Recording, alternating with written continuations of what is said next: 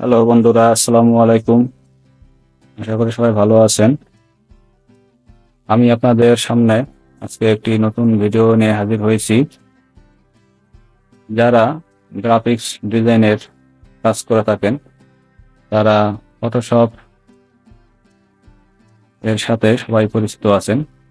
তো এই ফটোশপটি set up করার পরে আমরা একটি সমস্যার সম্মুখীন হয়ে থাকি। ফটোশপটি সেট আপ করার পর ফটোশপটি যখন আমরা ওপেন করে থাকি তখন আমাদের হোম স্ক্রিনটি অনেক সময় ডিসেবল হয়ে থাকে। এই দেখুন, আমার হোম স্ক্রিনটি আসতেছে না। তো এই সমস্যাটি কিভাবে সমাধান করা যায় চলুন আজকে সেটি দেখব।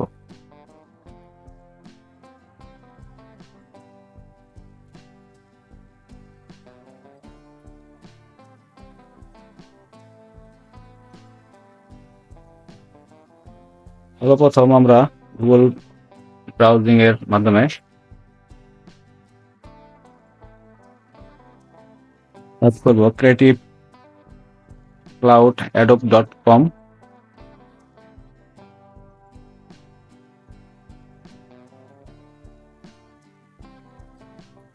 আমরা এই সাইটটিতে যাব। এই সাইটে যাওয়ার পরে এই যে ডাউনলোড অপশনটি আছে এখানে ক্লিক করে দেব। ক্লিক করার পর এই যে ডাউনলোড ক্রিয়েটিভ ক্লাউড, এই ছোট্ট ফাইলটি ডাউনলোড করে নেব।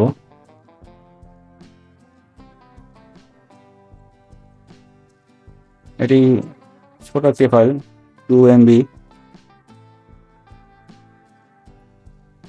ডাউনলোড হয়ে গেছে। আমরা এখান থেকে ওপেন করে ইনস্টল করে নেব।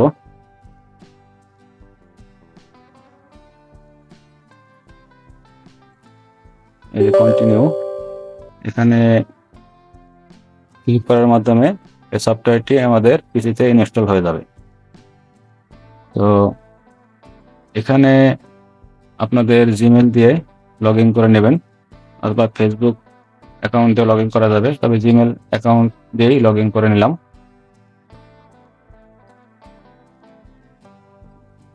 কিছু স্টেপ আছে, স্টেপগুলো আপনাদের পরিপূর্ণ করতে হবে। এখানে জিমেল আইডি দিয়েই আমি লগ ইন করলাম।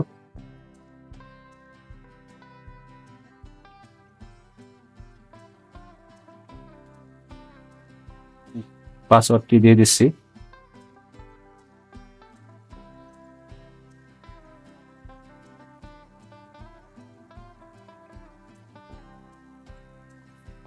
লগ ইন করার পরে আপনাদের এরকম একটি নোটিফিকেশন মেসেজ আসতে পারে। এটি হচ্ছে আপনার জিমেলটি ভেরিফিকেশন চাচ্ছে, তো ভেরিফিকেশন করে নেবেন।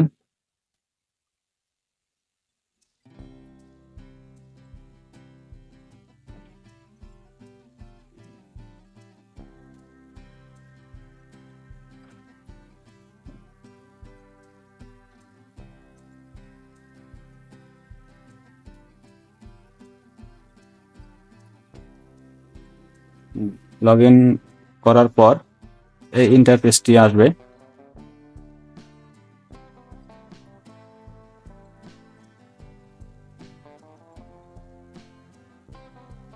এখানে আমরা স্টার্ট ইনস্টলিং, এখানে টিক মার্কটি দিয়ে স্টার্ট ইনস্টলিং এটি দিয়ে আমরা ইনস্টল শুরু করব। তবে এতক্ষণ যেই প্রক্রিয়াগুলো দেখেছেন এটি প্রাথমিক স্টেপ। এই স্টেপগুলো কমপ্লিট হওয়ার পরে আপনার ইনস্টল শুরু হবে। তো ইনস্টলটি 100% হতে বেশ কিছু সময় নেবে। এটি আপনাদের ইন্টারনেট স্পিডের উপর নির্ভর করবে, কারো কতক্ষণ সময় বেশি নেবে। তো ভিডিওটি লম্বা হয়ে যায়, এই জন্য আমি একটু কেটে কেটে দিচ্ছি। এটা 100% কমপ্লিট হওয়া পর্যন্ত আমাদের অপেক্ষা করতে হবে।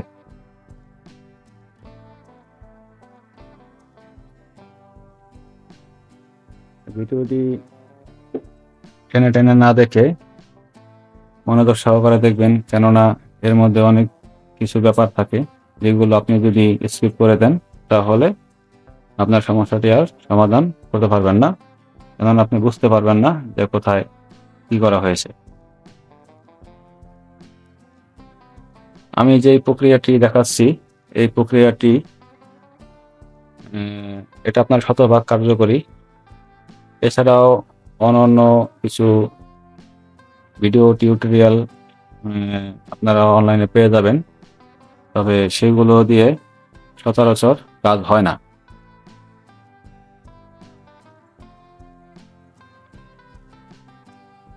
আমরা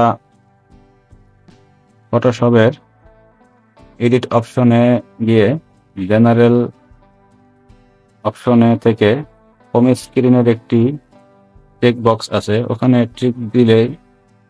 টিক মার্ক দিয়ে দিলেই অনেক সময় এটি হয়ে যায়, তবে এটি বেশিরভাগ ক্ষেত্রেই কার্যকরী হয় না, কেননা এটা অ্যাডোব ক্রিয়েটিভ ক্লাউড যেই ওয়েবসাইট আছে এটার সাথে এই ফটোশপটি সম্পৃক্ত।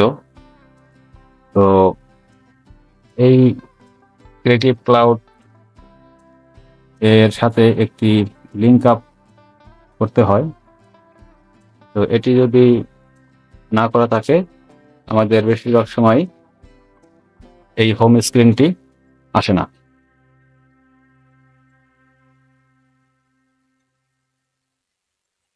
তো আমরা ইনস্টল হওয়া পর্যন্ত অপেক্ষা করি।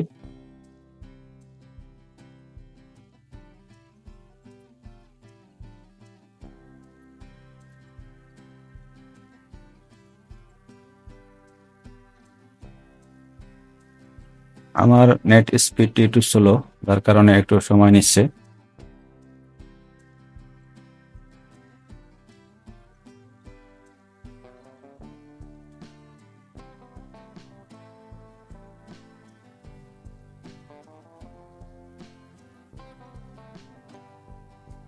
তবে যারা এই ভিডিওটির মাধ্যমে উপকৃত হবেন তারা অবশ্যই আমাদের চ্যানেলটি সাবস্ক্রাইব করে নেবেন, যেন পরবর্তীতে যে ভিডিওটি ছাড়া হবে সেটি যেন আপনার নিকট চলে আসে, এবং বেল আইকন বাটনটি ক্লিক করে দেবেন যেন নোটিফিকেশনটি আপনার নিকট সর্বপ্রথম চলে আসে।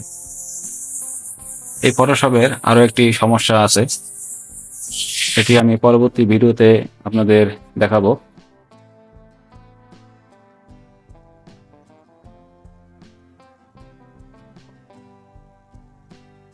এই ফটোশপটি ইনস্টল করার পরে অনেক সময় একটি মেসেজ আসে, রিপেয়ার রিপেয়ার একটি মেসেজ আসে।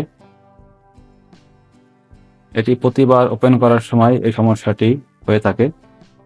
তো সেই সমস্যার সমাধানটি আমি পরবর্তী ভিডিওতে দেখা দেব, আপনারা ভিডিওটি দেখে নেবেন। তো অপেক্ষা করি ইনস্টল হওয়া পর্যন্ত।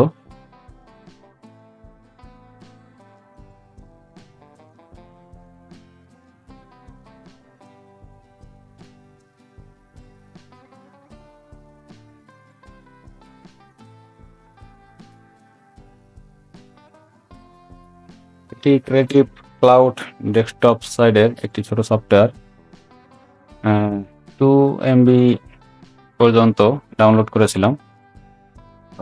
ডাউনলোড করার পরে এটি যখন ইনস্টল করা হয় এর সাথে আরো অনেক কিছু ইমপ্লিমেন্ট থাকে যেগুলো অনলাইন থেকে ডাউনলোড হয়, এই জন্যই এটা সময় নিচ্ছে। তাই আমাদের ইনস্টল হয়ে গেছে।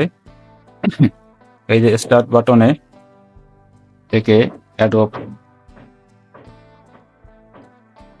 ডেস্কটপ যেই আইকনটি আছে এটি ক্লিক করে দিবেন। ক্লিক করার পরে এটি ইনস্টল হতে থাকবে।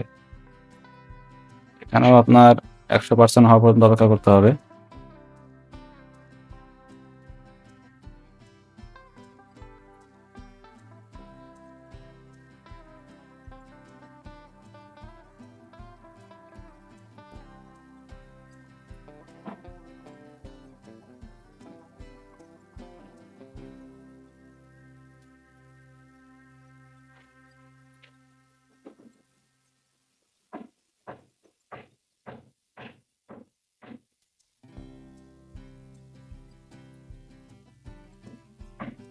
আমাদের ইনস্টল কমপ্লিট।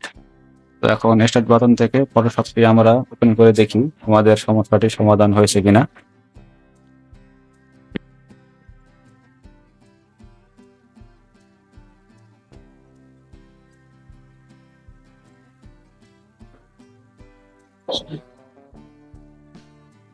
হ্যাঁ, আমাদের সমস্যাটি সমাধান হয়ে গেছে।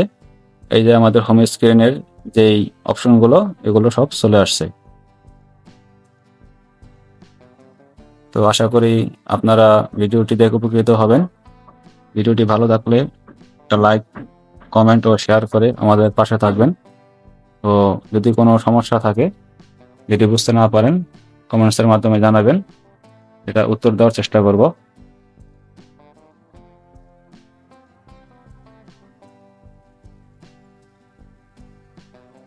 দেখুন আমাদের ফটোশপটি সম্পূর্ণরূপে কাজ করতেছে।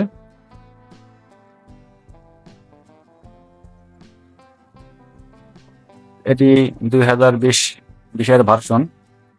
তো 2020, 22, 23, 24 এই ভার্সনগুলো যখন নতুনভাবে ইনস্টল করা হয়, তখন আমাদের এই হোম স্ক্রিন অপশনটি প্রায় সমস্যা হয়।